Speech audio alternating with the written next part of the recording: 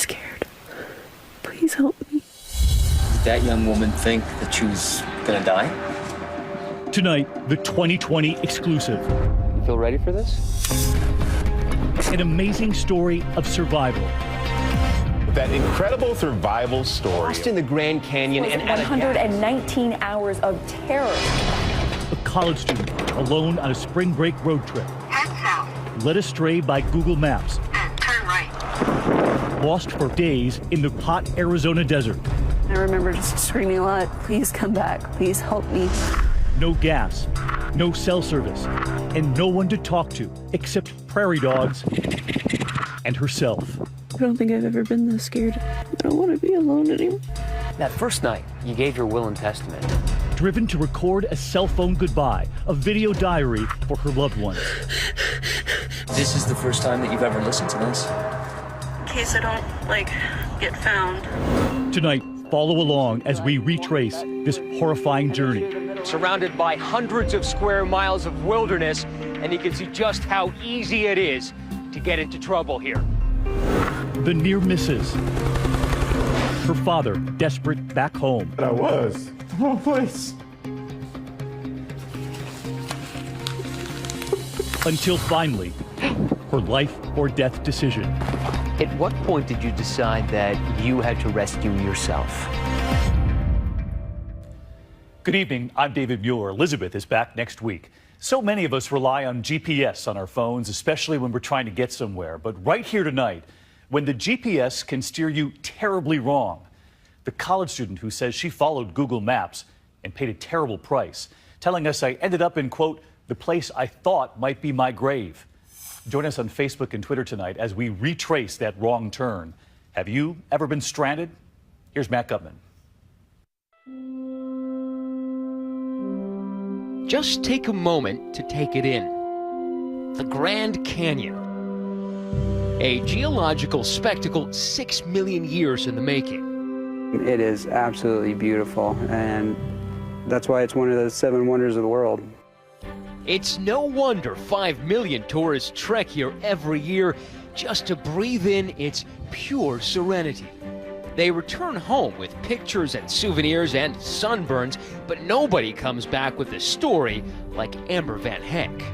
I did do right things even if I did make mistakes. And if I can just share those things that I did right with everyone, then, and if that saves even one life, then it's worth it, I think. Her journey to the brink of death and back began 3 weeks and 1,000 miles ago. It was spring break at the University of North Texas. While so many students were off to do the beach and booze thing, Amber had her own idea of fun. When people think spring break, they're going off to Cancun. They're not going off the grid. I mean, your decision was to go basically into the wilderness. Yes. Why? I was in a sorority at my old school, and I had my experience of the drinking and the partying, and I didn't like it. I didn't find it fun. The choice wasn't out of character. Amber had always been an outdoorsy, active type. A Girl Scout and a junior ROTC, developing skills that will soon come in very handy. Amber Van Heck was a student that had a lot of personal drive. She had a forceful attitude about self-improvement. She was the one that tried the drill team. She tried the color guard. That intrepid spirit fueled her decision to take this trip, alone, by car, all the way there and back. It's pretty courageous of you. I don't know if I'd call it courageous. It's more of a stubborn, probably, because I didn't want to let a lack of company stop me from finding adventure. Amber comes from a tight-knit family in nearby Plano. She and her sister Kaylee raised by 2 loving parents. Dad, Steven, an IT guy, and Mom, Annette, who, among other things, was Amber's Girl Scout troop leader. What kind of kid was Amber growing up? Bouncy, full of wit, full of rapier wit. She's always been outgoing, and we kind of were 2 peas in a pod, and I would help her come back, and she would help me go forward and be a risk taker. There's so many things that she said that were just so smart. What's that favorite word that you use? Fernweh. Fernweh. Yes. What does that mean? It's a longing for places you've never been. But earlier this year, a pair of hard setbacks. Amber and a boyfriend endure a painful breakup, and then her mom and dad do the same. I think that had definitely taken a mental and emotional toll on me, and that was definitely part of what drove me like, yeah, I need to get out of town for a minute or two. So She would always ask me how I was doing. Always trying to be strong for everyone. I truly believe that she deserved a break and deserved this trip. How long had you been preparing for this trip? As far as actually actively getting supplies, I only started like the week of. But I'd been planning it for a while because I wanted to figure out unique places in each of the states on my route to stop at. But I think the day before was when I actually went and got food for it. Seeds, nuts, and dried fruit, and some apples, and my ramen. Before she hits the road in her trusty Ford Edge, Amber announces her trip on Facebook. I'm so psyched for my spring break road trip.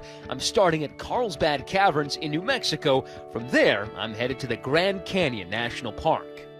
And you actually posted on Facebook. You said, hey, I have a seat or two if anybody wants to come with me. I did, but none of my friends could take off work or disappear, so.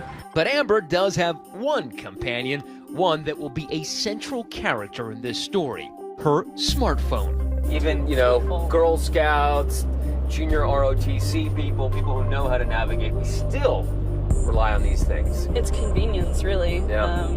Touch of your fingers, everything you need. Aside from the standard Google Maps navigator, Amber was also using a special app which enabled her dad, back home in Texas, to keep track of her. And your phone would automatically ping back your location. It would location. send my approximate bearing, latitude, longitude, as well as my speed. Wow. Head northeast, then turn right. March 11th, Amber's first stop, the breathtaking Carlsbad Caverns of New Mexico. A series of massive caves, one so big, it's called the Chandelier Ballroom. She posts this video on Facebook. So in the cave, we're supposed to whisper. So it's nice and cold down here. Her sleeping arrangements on the road trip, an improvised bed on wheels. So have you slept in this car before? Is this something you've already done? Yes, sir. I like to travel cheap. So yeah. Instead of hotels, I'll sleep in my car, have a nice bed set up back here. Wow, this looks pretty comfy, actually. Back in Texas, her dad, Steven, pings her phone to confirm her location. Where I'd gotten a GPS where she was just west of Albuquerque. And at 12:40 a.m., Ember sends a text saying she's bedding down for the night. Okay, baby, love you big, he writes. She replies, ×2. They don't know it yet, but this will be their final communication. The next day's itinerary takes her 420 miles to the southern rim of the Grand Canyon. But before she gets there, she stops here. The Ford needs gas. So when you saw $2.70 a gallon, you're thinking, ooh, that's a lot. So Amber only pumps in about a third of a tank. I was trying to like skimp here and there. Right. And every dollar counts. I mean, if you're driving a couple thousand miles, you want to make sure that you're buying the cheapest gas. Yes. It's supposed to be a money-saving measure that will soon prove extremely costly. How often do you think, if I just put $5 more or put in half a tank instead of a third of a tank? A lot, every day. And I could have spared myself a lot of grief. 119 hours of grief, to be precise. Oh my God, where's the road supposed to be? My heart just panicked. And as you're about to see, all of it is documented diligently on Amber's phone. I'm really scared. Please help me. Stay with us.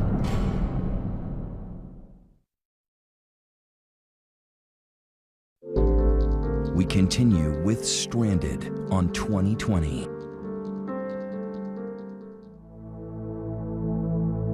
It is Sunday, March 12th, day 2 of Amber Van Heck's Great American Road Trip.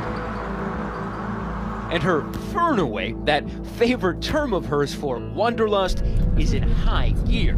Where did you go next? To the Grand Canyon, actually. The Grand Canyon is on most Americans' bucket lists. Now Amber is fearlessly checking it off hers. And I assured my mom she's okay. I have an undying, faith and trust in my sister that she can take care of herself. Because my sister's strong. It didn't occur to me about getting lost in the desert because I have really decent navigation skills. Along with those skills, she's also got a navigation app. Head south. The always reliable Google Maps. She types in the name of her next destination, the Havasu Falls Trailhead, a remote spot in the Grand Canyon with aqua blue plunge pools so popular it requires a reservation. That's the trailhead? Yep. It's in the middle of nothing. Yes. All right, let's go. It's 63 miles, and you only had 90 max on your tank, so. This week, we returned with Amber to this fateful spot, the place where, directed by her smartphone, Amber turned off Highway 64 and on to this dirt road. Google said to go on a road that I didn't see, and I went against my better instinct. I trusted Google Maps, which I shouldn't have. Let's face it, we're all too dependent on our devices to get us places. And Amber is not the first person to discover that can nearly get you killed. Drive 0.8 miles to dirt road. Just ask Donna Cooper. Back in 2010, she too trusted her GPS and followed it blindly during a trip through Death Valley, nearly finding out for herself how one of the hottest places on Earth got its name. Recalculating. We just kept saying, you know, go this distance and take a turn, make a U-turn. Turn left on Old Ghost Road. There's nothing there. We were out of gas, we were out of road, we were out of everything. 2020's Jay Shadler saw how navigational technology can sometimes be dangerously outdated. Turn right on Golden Canyon Road. I don't see a road. What we have here is a canyon wall. Oh, definitely. I mean, the road used to go at least a mile in here, but that washed out in 1976 in a flash flood. So this road has not existed for 35 years. And a similar GPS shortcoming is about to threaten Amber's life as well, after she makes that fateful turn off Highway 64. Turn right. Turn right. So we're making a right on Willaha County Road. It's already a dirt road. And so you thought that this would be a blacktop road? I had thought so, and then when I got on it, and it seemed like a really well taken care of gravel road. But it is a gravel road. Yes. Continue on Willaha County Road for 14 miles. So we're barely a mile off the road, and we are driving in empty space. Check that out. Even if you had a compass and a map, look around. You don't have known points. Mountain Peak. Now I can triangulate. You can't even do that out here. You have nothing. It's rough. And so with night now falling, Amber drives for another hour and a half, farther and farther into the middle of nowhere, which is actually right in the middle of Gary Wilson's 1,200 square mile ranch, one of the biggest in the West. It has happened to several other people trying to get across this ranch. Google Earth tells you that you can, but this ranch is actually closed. I couldn't really see very well, just whatever my headlights lit up. And what her headlights lit up next spelled trouble. And then about when I came to the fence and I was like, oh, there wasn't a road here. That's when I was like, this is not good. What goes through your mind when you hit that fence? Oh my God, where's the road supposed to be? That's when I tried going into the GPS app and telling it to take me back, help me take me back. And it was like, sorry, you have no internet service. And my heart just panicked. And at what point do you start calling 911? I called 911 as soon as I realized I didn't have the road anymore. As Amber frantically dials 911 for a fleeting moment, a connection. I was in such a panic state. When they said, what is the nature of your emergency? I just let out a sob and I said, please help me. And I heard it drop and I just...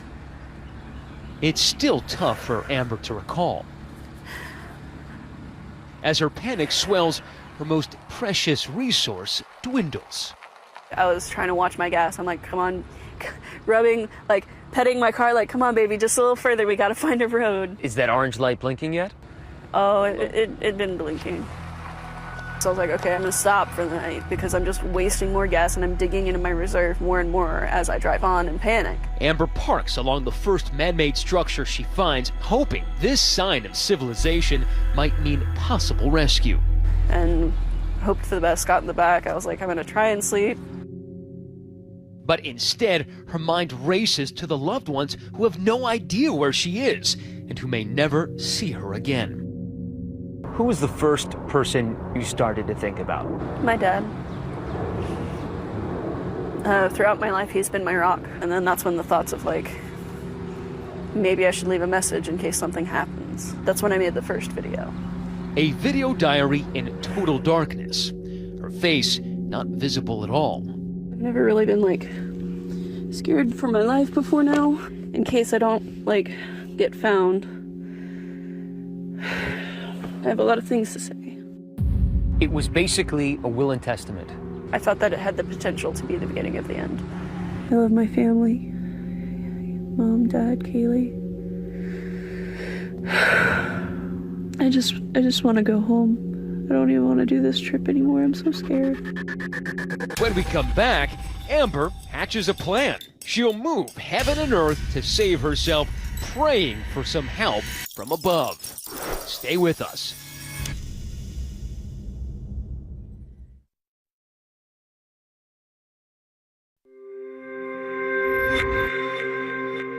Monday, March 13th. As dawn breaks over the Arizona horizon, Amber Van Heck awakes inside a sprawling 1,200 square mile prison of solitude and continues the video diary of her ordeal. I wish someone would drive by, or that someone would come looking for me. She's out of gas. She can keep her phone charged through the car battery, but it has no cell service. So, Amber is left terrifyingly unmoored from the two great anchors of modern life, transportation and communication. Hopefully it doesn't take too long to be found. Got other things I gotta do. She's actually stranded on that vast cattle ranch. Amber's car sits in the shade of this empty, rusted tank meant to hold water for the livestock. And look, this dirt road runs nearby. Usually we have a cowboy in this area, and he would have run onto this lady. But as rancher Gary Wilson explains, that cowboy will not be moseying on by anytime soon. He was gone for about 5 days, and that just happened to be the time that she was out here. Just the timing was all wrong. Back home in Plano, Amber's father, Stephen, is late for work, and he's growing concerned that he hasn't heard from Amber. I'm surprised I still have my job, actually, because I snapped at my boss that day because I was worried about her. At 12:45, he pings Amber on her locator app. There's no response. 15 minutes later, he calls her cell phone. There's no answer. Freaking out a little bit. But by now, Amber is determined to help herself. And remember, she has 10 years of Girl Scout training and junior ROTC honors. Now it's time to put that knowledge to use. Sure, she was scared. She was frightened. But that did not cause her to freeze. She did the things that she knew to do, the best way she knew how to do them, and that's courage. There is one encouraging sign of human life, one hope flying overhead. That's the passing of an occasional plane or helicopter. There were signs of civilization literally right above your head. Yes. What was that like? Intensely frustrating, because it's like, please see me, I need some help. It's not like we're flying, just looking for people out there, because we know that there's no people out there. The airspace is mostly used by tour companies and commercial pilots for Native American tribes. Daniel Lyons, a local pilot, points out that even if Amber were signaling an aircraft, she'd be tough to see. The rocks don't change all that much, so what's the point of looking out? The same rocks. A helicopter just flew by. I got out of my car and waved as frantically as I could, but I guess up there it's hard to notice small things on the ground. So Amber makes some big things on the ground. Pulling large rocks out of the dirt, she arranges them into a 20-foot-long plea for help. She's picked a spot with darker earth, hoping the contrast with the rocks will make her plea more visible from high up. She also makes a fire with the hopes that billows of dark smoke will alert planes flying by. the smoke just isn't dark enough. For the life of me, I can't get anything here to burn black. It all just burns gray or not at all. Everything in the desert's too dry. But there is some good news. Amber's brought plenty of food and water. She just needs to ration them meticulously. 3 bottles a day should last me for at least a week and a half.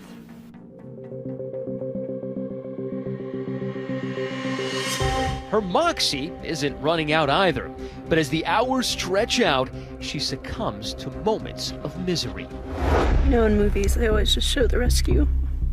They don't really show the panic parts in between, the fear.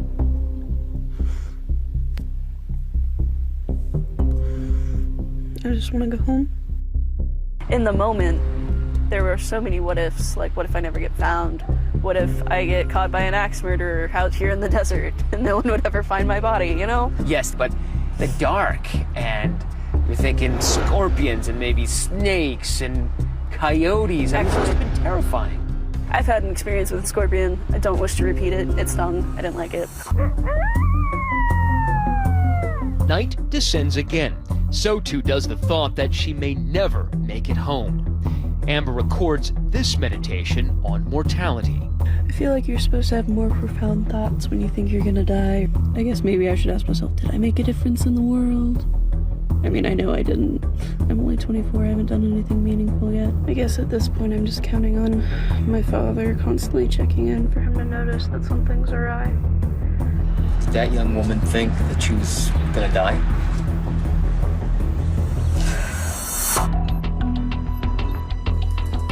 By Tuesday, March 14th, Stephen Van Heck is legitimately worried. He's gotten no calls, no texts, no word at all from his daughter. When you still can't find her, the numbness that sets in. Like you're dead inside. He holds out hope that she's just out of cell phone range while camping at the Havasu Falls. In reality, she is struggling through her 3rd day alone in the desert. It's freezing here at night, like really cold. Gotta wrap myself in 2 blankets, a comforter, and a jacket. But during the day, it's pretty warm. Warm enough, in fact, to heat some of her ramen noodles on her car. You cooked the noodles somehow. I don't know if it was warm enough to be considered cooked, but it was definitely al dente. Al dente, very nice, yeah. Her plan? Just stay put until help arrives. Just stay alive. Just stay sane. So what kind of things did you think about just to make the time pass more quickly sitting out here? I read a lot and went through a lot of books. It could have been 12, it could have been more. She also made contact with some of the locals. These craters that pepper the lunar-like landscape are actually prairie dog burrows. I've been watching the little prairie dogs that live around here because this place is riddled with prairie dog burrows. They're just really cute. I've got cows, prairie dogs, and coyotes for company. And bugs. Coming up, a sudden chance of a rescue roars by. Just trying to chase down a truck, but they didn't see me in their rear view. But leaves Amber in the dust.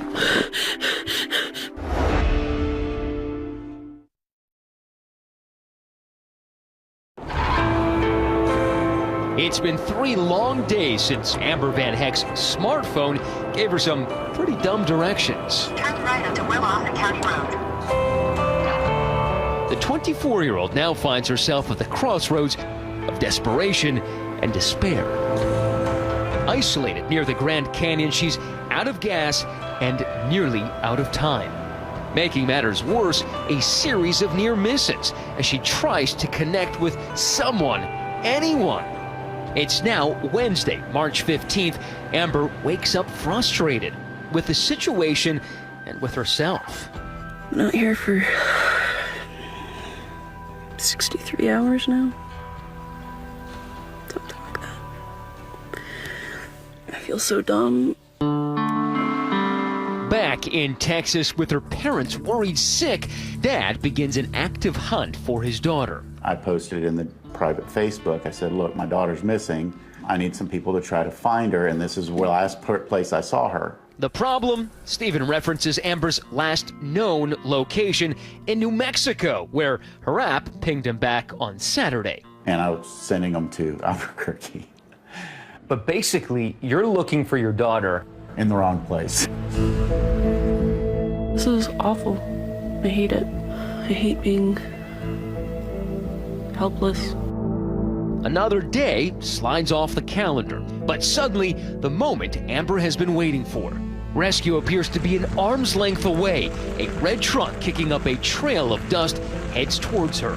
There was that one day with that truck rumbling right past you, and you even hear that word again and you start shaking. Seeing that truck, I was like, someone close by, not in the air by several hundred feet that might not see me. They should see me. They're right here. How far was your car from the road when that truck passed? I'd have to say maybe 7 feet.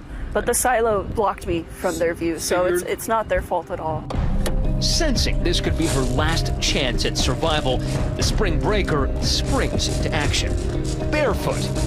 I had immediately jumped out of my car and tried to run after them, not thinking about my feet, not thinking about anything else, because I was like, if this is where I get out, it doesn't matter. But I couldn't keep up. And with how much dust and stuff there was kicked up, there's no way that they were able to see me. Out-sprinted by a pickup truck, the image of the barefoot millennial soon disappears into a cloud of dust. Another entry for the video diary. Just tried to chase down a truck, but they didn't see me in their rear view. I'm okay. With nothing but time on her hands, Amber begins to question her own choices. Afterwards, I was like, I should have just honked my horn. They would have heard that. And there's like so many things after the fact that I was like, I should have done this, I should have done this, and I just beat myself up about it. My feet are torn up because I wasn't wearing shoes at the time, so I might have to rethink traveling east or west tomorrow. My car's officially out of gas. I tried driving a little bit and I backed it up to closer behind this thing, but it won't go any further. Frustrated, this time she builds a roadblock to prevent another vehicle from passing her by. That's the incident that caused me to barricade the road. I built a little rock thing and put this headlamp that I have for when I do cave diving and stuff like that, and set it on strobe, put it on top. In the dark of night, the diary continues. Almost exactly 100 hours out here now, and all I can keep thinking is how much I want my daddy and Mom. I don't want to be alone anymore. What was the thing that you yearned for most as you were sitting there day after day? The hug. I felt so alone and disconnected from everything. All I really wanted was just to be hugged and held and comforted. But how much is she willing to risk to get that hug? Is she willing to leave the safety of her own vehicle? In a well-known incident recounted in the documentary Wrong Turn, the Kim family got stranded in the Oregon wilderness. James Kim and his family disappeared while returning from a Thanksgiving road trip to the Northwest. After waiting for a rescue that never came, patriarch James Kim left on foot to find help, with disastrous consequences. He walked 16 miles before dying from hypothermia. Now Amber faces the same question. At what point did you decide that you had to rescue yourself? By about the 4th day, I figured there should have been at least a search out, but I hadn't seen anything, heard anything, and that truck helped me realize that if I was going to get out, I had to do it for me. The nearest gas station is 40 miles away. The nearest drink of water is a 2 days walk, surrounded by hundreds of square miles of wilderness, and you can see just how easy it is to get into trouble here. Out of options, Amber decides to make her move. The plan? To stay along the road and walk as far as she can, as fast as she can, in search of a cell signal. But, as luck would have it, while she's out on the road, the cavalry shows up at her makeshift base camp to rescue her. It's a bit of a letdown when you say, okay, we found him, and nobody's there. Once again, Amber is at the wrong place at the wrong time. When we return.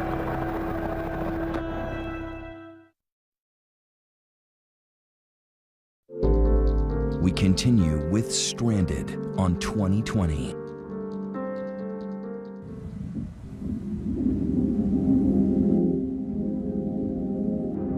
It is the morning of Friday, March 17th.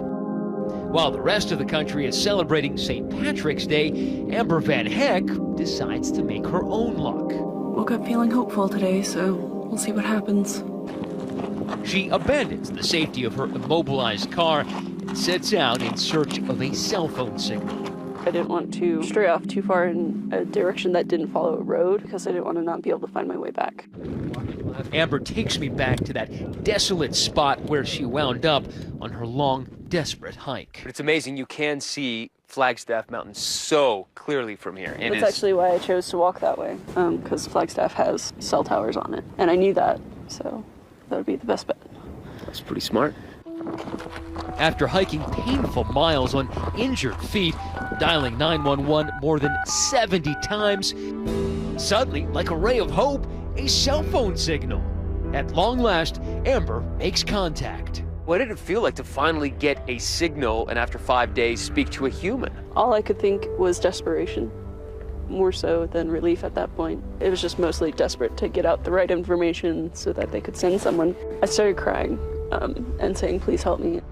She tells the operator she's somewhere between Havasu Park and the highway that goes into the Southern Rim Visitor Center. And she's like, in the Grand Canyon? I was like, no, ma'am, I'm in the desert. I've been here for 5 days. And I don't know what she was going to say after that because it was gone.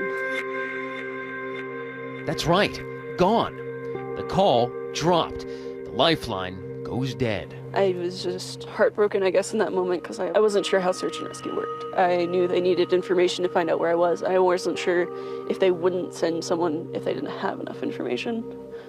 And I wasn't sure where they would be looking or if they would be looking in the right place. And I was wasting enough daylight. I was like, I need to get back to my car before dusk because I don't want to abandon my shelter or the food and water that I have. And I decided to head back and try again the next day. We had a virtually unreadable 911 call, no location, woman who's panicking. Amber doesn't know it, but help is already on the way. Authorities scramble the Arizona Department of Public Safety rescue team, pilot Jonah Nieves and paramedic Edgar Bissonette. The message we got from Coconino County was that there was a female who said that she was somewhere between Havasupai and the south rim of the Grand Canyon. She's been stranded for 5 days. Please help. And then the call dropped. Perfect. There we go. Amber had provided just enough information to point Nieves and Bissonette in the right direction. Retracing their route, they show us how they spotted something not uncommon in the desert.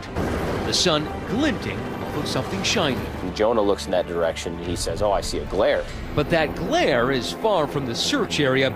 They debate whether to detour miles out of their way, finally choosing on a gut instinct to take a closer look.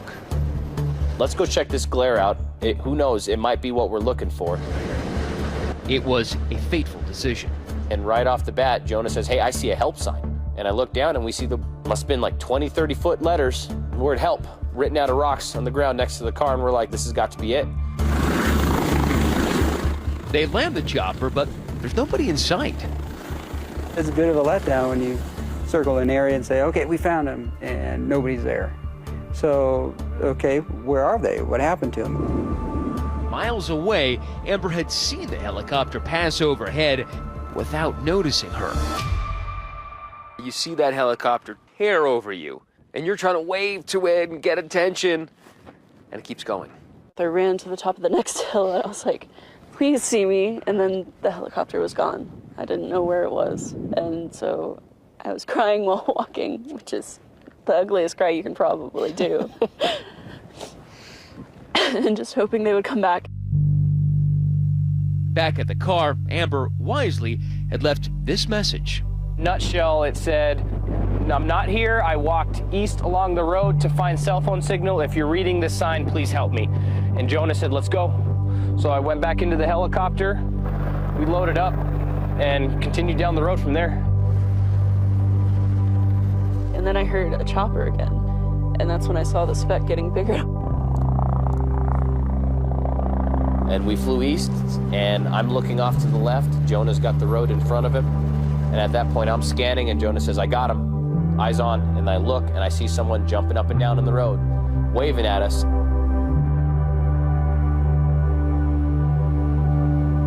And I was like, they're coming for me. That's a good feeling, isn't it? Yes. Yes.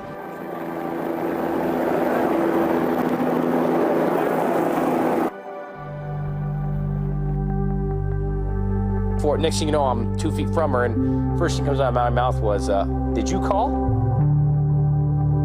And he's like, hi, did you call? And just sort of a joke, you know? And all I could answer with was hi, and then sobbing, ugly sobbing. I was just, and holding on to him. And I feel so bad because I was just like, human contact. Did he hug you back? Yes, he did. And then he was like, you know, put his arm around me and helped walk me towards the helicopter. The crew reassures Amber she's gonna be okay. And I was like, I feel so dumb for getting stuck out here. And I had said, well, you know what? You did everything right besides running out of the gas. And, you know, if I had to get lost, I wouldn't mind getting stranded with you. You know what you're doing. And I'm like, thank you. The helicopter flies Amber straight to the hospital in Flagstaff. There, she calls her parents. I can't even explain the relief of hearing her voice. I said, where are you? I'm glad you're alive. What are you doing? Where are you at? She goes, I'm sorry, Papa. And I was like, what are you doing apologizing for? I've been worried sick about you. She goes, I thought you were hunting for me. I said I was. In the wrong place.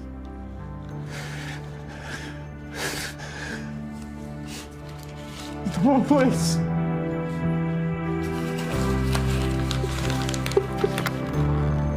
What was your reunion like with your dad? He just held me while I cried and picked me up in a hug.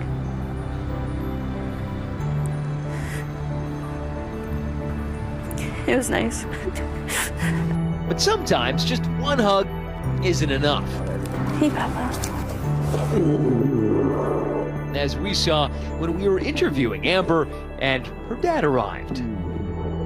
Still ahead, one more reunion.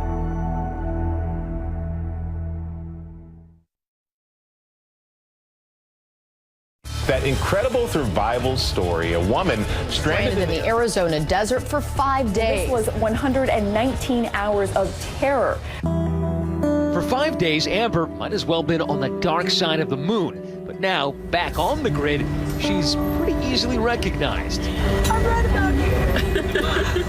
Amber is still healing, both physically and emotionally. You still have on your hospital band. Yeah, it's a sentimental, weird thing I do. Previously, when I've had these, I don't take them off till I'm over whatever I went through. And I'm not over it, not yet. Now, 2 weeks after she was found, a surprise for Amber. We reunite her with two special guests. Edgar and Jonah. Hi. How are you? Good to see you. It's good to see you guys. Edgar and I want to get you a little something, a small little gift. We want you to come back out to Arizona, but we want you to do it on a full tank of gas this time. So here's a gas card. Thank you. I'll make sure to fill up. Safely back at home with her friends and family who she thought she might never see again, she makes a final video diary. This has been a whirlwind of emotions, but I feel like I have less anxiety now about the entire thing, which is good. I feel like it's time for me to lose the wristband, actually, and I think that's the next step. And there we go. All done. Knowing what you know now, would you go on another solo road trip again? Eventually I will. I'm not going to let fear stop me from doing anything in this world. Well, one very happy reunion. So the takeaways, obviously, spring for a full tank of gas when you're going anywhere. And those old school maps, the paper ones, they still work. Google did not respond to our requests for comment. A GPS industry source previously told ABC News it is important for drivers to keep in mind that GPS devices are to be used as navigational aids only. It's still the responsibility of drivers to exercise common sense. We're just glad she's okay. Thanks for watching here tonight. I'm David Muir. For Elizabeth and all of us here at 2020, thanks for watching. Have a good evening and a great weekend.